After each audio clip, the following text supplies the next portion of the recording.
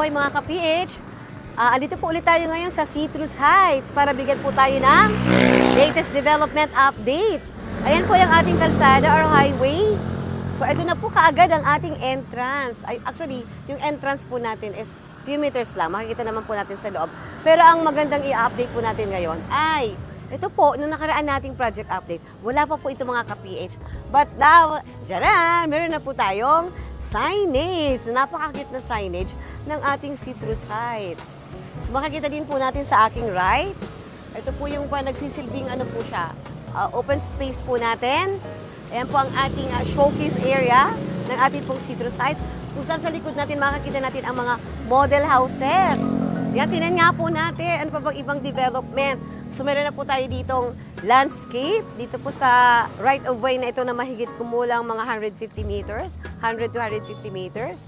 So matatanaw na po natin ang ating guardhouse. Dahil ito po ay subdivision, so mahalaga po na meron tayong security. Kaya makikita na po natin ang kakaibang or upgraded na design po ng ating guardhouse. Bagay na bagay po dito sa Citrus Heights. Ayan, kitang-kita po natin ang kagandahan ng design ng Citrus Heights na ito. Mas pinaganda sa mga old designs po na mga gate at saka guardhouse ni Apex Homes. Look at the gate po. Yan. Nag-improve din po ang design. Naging mas modern ang ating design. Ang ating mga gate. Yan, makikita po natin. O from a traditional na materials po na ginamit sa gate, gumagamit na po tayo nito, tubular. Yan, makita po natin.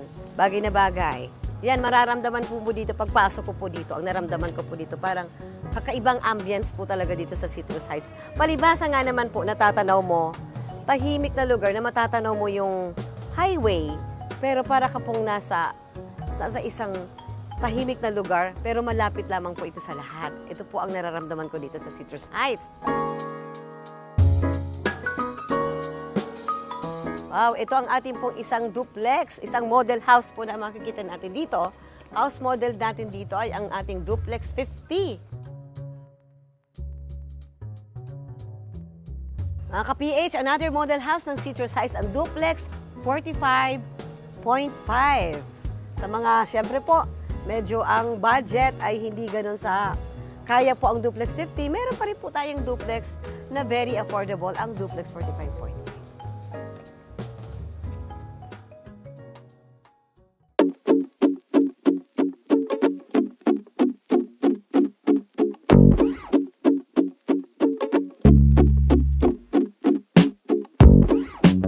Mga ka-PH, dahil andito tayo ngayon sa Citrus Heights, kasama po natin ang dalawa nating top seller, top salesperson, tsaka top sales director ng Citrus Heights.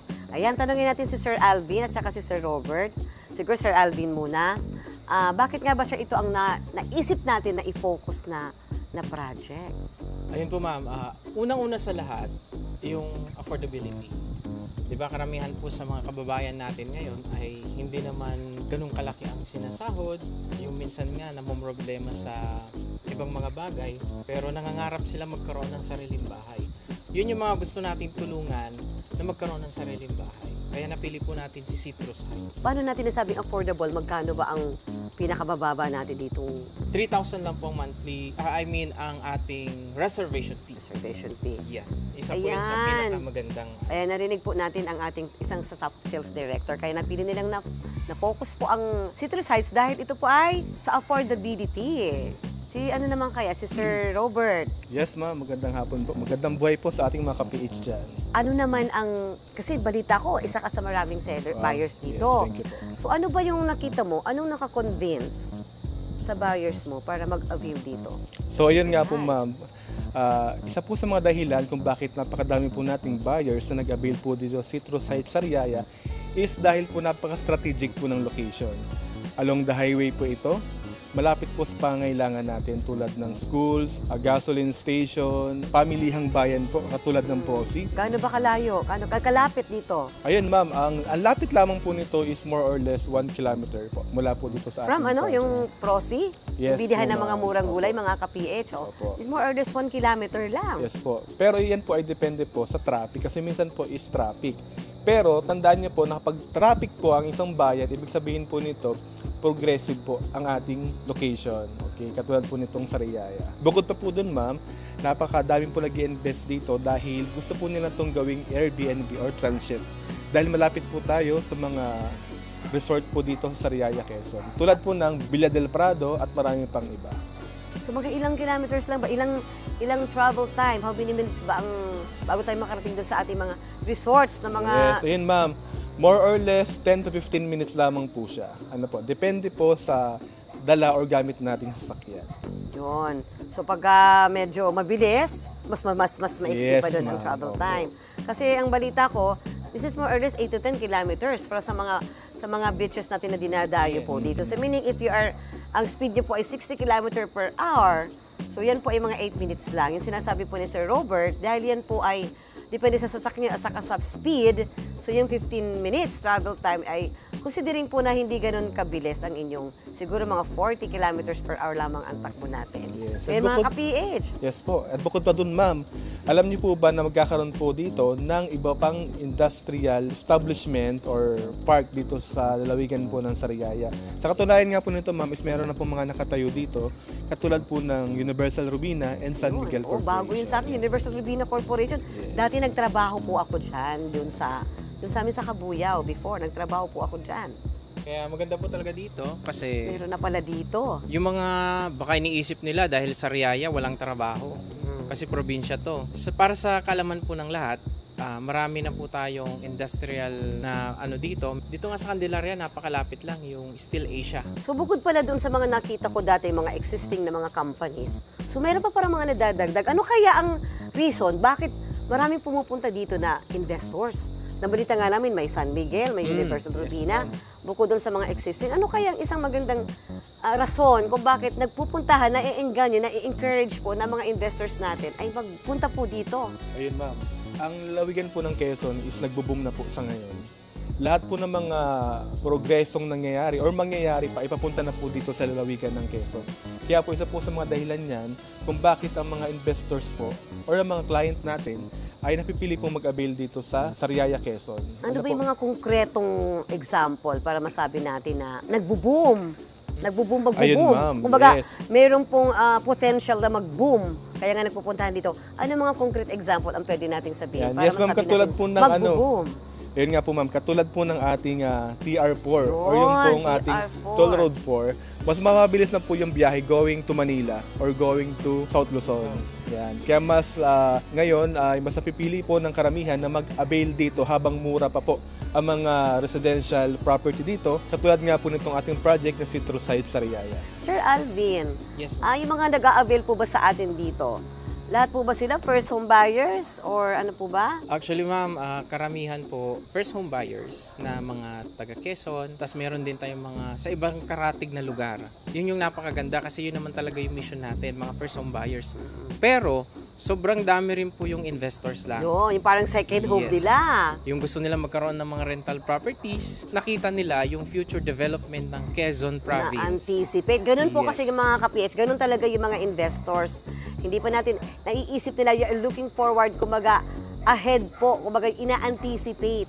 Parang katulad sa amin sa Laguna. Dati po ang Laguna hindi naman industrial area. Pero yung mga investors, nauna po silang mag-invest. Para pag dumami na po, pag nag-boom na, nabili po nila ng mura or naka-avail po sila ng murang property. Pag boom po ng area, mas ma-enjoy nila po ang rewards o ang appreciation ng kanilang mga properties. Yes, So natutuwa naman po talaga ako na ang ganda pala talaga ng citrus. So napaka-atay mo sila kahit nakapikit, alam na alam po nila kung gaano kaganda tong citrus. Talagang walang halong sales stock. Alam, nag-research, alam na alam po nila ang sinasabi nila. So may gusto pa po ba kayong idagdag? So far, ma'am, sa ngayon kasi yun naman yung mga talagang nakikita namin. At sa ngayon po kasi talaga yung ating mga road project. Very accessible na po kasi ang Quezon Province sa Manila. Imagine po from Manila hanggang dito isang bus ka lang. Di mo na po problemahin. Kaya marami po tayong client na from Bulacan, Metro Manila. Meron pa nga tayong from Kalinga, from So, Cagayan. yun pala ang mga guys, Kaya- ito ang profile pala. Thank you, Sir Yes, ma'am. Alvin. Ang profile pala ng ating mga buyers, mga ka-PH, hindi lang po Quezon-based buyers. So, from other areas po, from north, or from other mga neighboring towns or ibang neighboring provinces, nag-i-invest na po dito kay Citrus Heights, dito po sa Sariaya, Quezon. Kaya ano pang inaantay niyo mga ka-PH? Tayo po ay mag-avail na habang tayo ay naka-half reservation. Continue lang po tayo sa pag-antabay sa mga project update natin dito. Mamaya po, papakita po natin ang latest development update ng atin pong Citrus Heights. Yan mga ka-PH, bago natin silipin yung mga construction status po, at tingnan po natin ang kabuuan po ng drone shot po ng ating Citrus Heights. Ito mga i-discuss po natin na may mga construction status na po ng units, ay dito po yan sa may bandang gitna to the left side po. Pag pumasok po kayo, nasa left side po. Ang mga i-discuss natin, makikita natin kasi dito, hindi man lahat ay may construction, pero lahat na po ito mayroong concrete roads. Meaning, nakafocus na po talagang ating engineering team sa construction po ng mga status po dito. Ito yan sa left side. What about naman po sa right side? Ayan po, makikita po natin na there are some blocks na meron na po mga concrete roads. Meaning, kapag may concrete roads na sa mga previous episodes po natin, na-explain po natin na kapag meron na mga concrete roads, yan po ay tapos na po ang construction ng ating drainage system. So, tapos na po yung mga pag-i-install, ng mga culverts, yan po, para sa daluyan ng ating mga used na tubig po ng mga homeowners. And some naman po of the blocks ay ongoing naman po ang construction ng development. Yung mga nakikita niyo pong nag-i-install ng mga culverts, so meaning po yan, nasa stage pa lang po ng pagko-construct ng drainage system. Kasi after that po, kapag okay na yan, doon na po magkakaroon ng magbubuhos ng concrete roads. So ngayon, focus na po tayo sa construction status ng mga nandito sa left side po natin.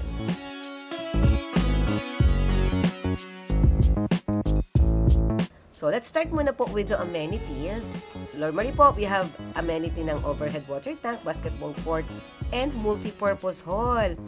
Sa ngayon, constructed na po ang ating overhead water tank. Doon po sa may Block 10 located, doon po sa may dulo. Kapag pumasok ka po dito sa ating main roads, so magde-left turn ka sa Block 5, papunta po doon ang Block 10 sa dulo. So, nandoon po ang ating overhead water tank na magbibigay po ng water supply sa ating mga homeowners. So, constructed na po siya.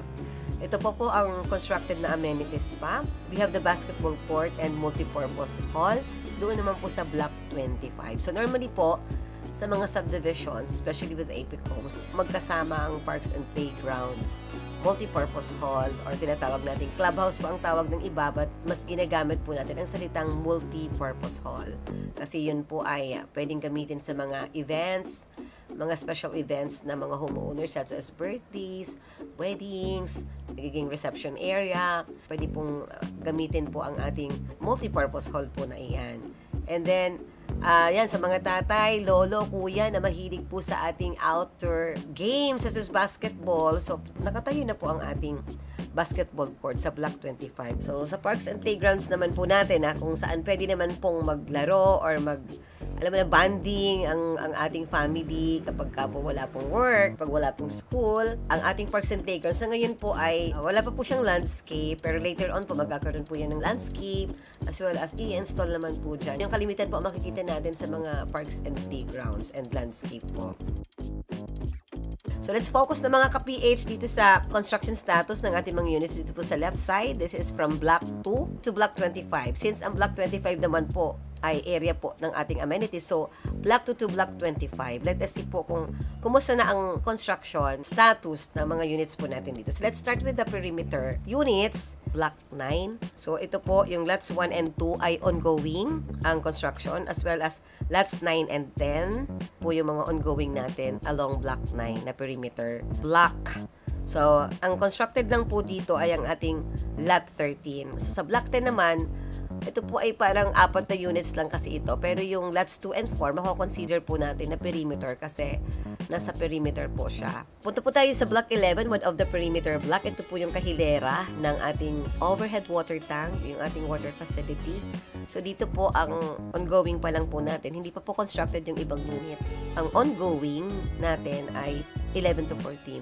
So, that is 4 units po ang ating ongoing ang construction. So, asahan po natin sa mga susunod na buwan na mag-uumpisa na rin po yung ibang lots nitong perimeter. Wag lang po siya na maging stock area. Kasi yung mga stock area po natin, paalala po ulit sa ating mga sellers, sa ating mga buyers, kung kayo po ay nagmamadali talaga, ang kailangan po natin sa paglipat, yung within the equity payment schedule po ang gusto nating malipatan agad, and di po kayo willing to wait. So, ang kailangan po natin mga i-avoid ay ang mga stock area, yung naglalagyan po ng ating mga aggregates, warehouse, at saka po yung mga maaaring pagdadaanan ng future expansion. So, let's proceed naman po sa ating mga normal clusters. So, ito yung mga normal clusters na pinag-uusapan po sa mga hindi pa nakakapanood ng ating mga previous episodes. Yung cluster po natin, regular cluster, ito po yung hindi siya located along perimeter. Ang perimeter po pala is another term for fence. So, yun po yung nasa may mga bakod sa perimeter or fence.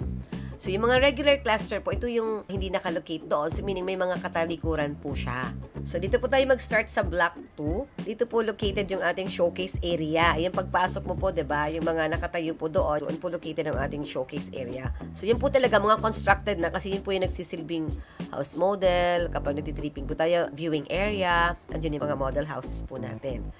So, how about itong ating block 6? Ito po. Ito po yung pangalawang cluster na maiksi lang naman na sa likod po ito actually ng block 5. Considered po siyang dadaan tayo sa secondary road natin. So, ang block 6 po natin, that's 1 to 4, odd and even. Ibig sabihin yung direction bilang natin ng 1 to 4, odd and even, ay already constructed.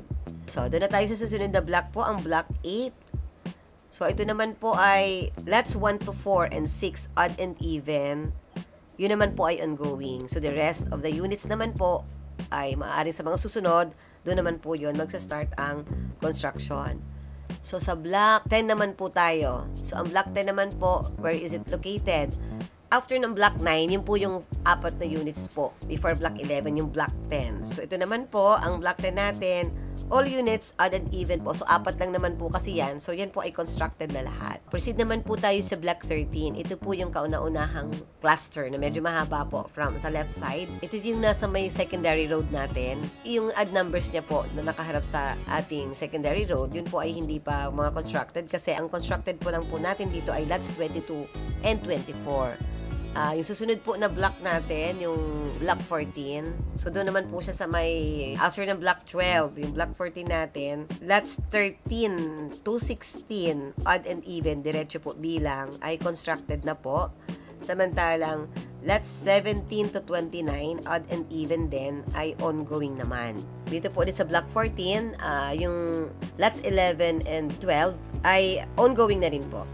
So, ang block 14 sa mga naka-ano na po dyan, mga nasa blocks na binabanggit po namin, yung mga constructed na. So, isa po kayo sa mapapasama sa mga first batch na tatawagan for the processing po ng mga units sa pag-TP. So, let's proceed naman po sa block 15. Ito naman po yung susunod na block after block 13. So, lahat naman po ng lots 7 to 10, odd and even din, are already constructed.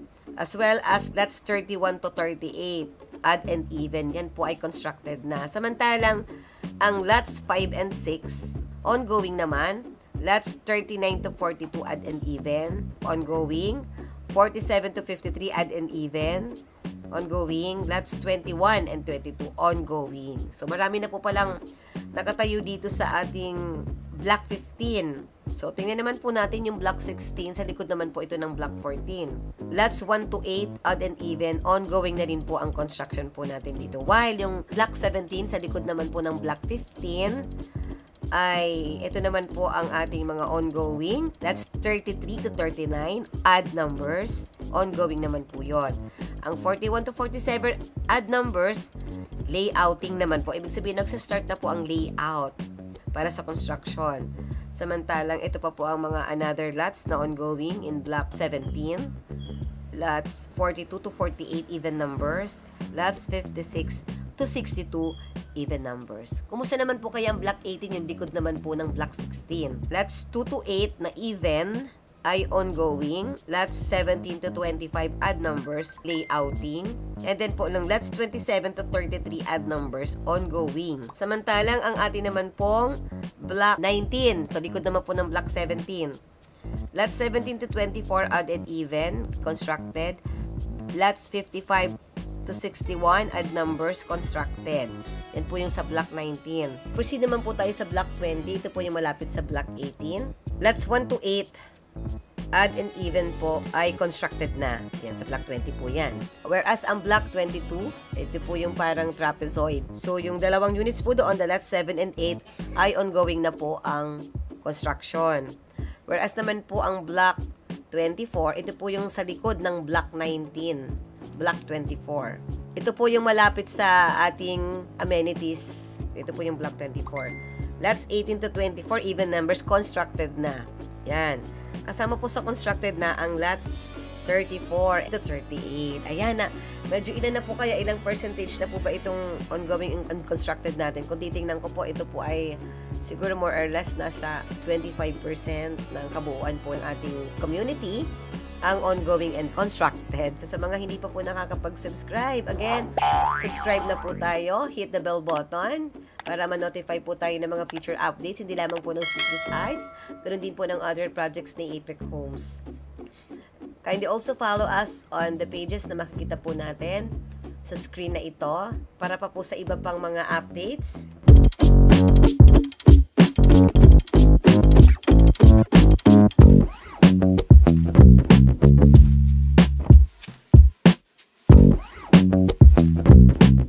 Yan mga ka-PH, pihadong natuwa tayo at nag-enjoy sa mga bagong updates na i-share po namin today dito sa episode po na ito. At nagpapasalamat din po kami at narinig din po natin ang conviction ng ating mga top sellers kung gaano nga ba kaganda ang Citrus Heights na ito. Sa mga hindi pa po nakakapag-subscribe sa YouTube channel na ito, please do like, share, and subscribe para na-notify po tayo ng mga kaabang-abang na project updates ng Citrus Heights. Muli, ito po ang inyong Pinay broker, Glenny Villalis Perez. Your dreams plus our health equals your home and success.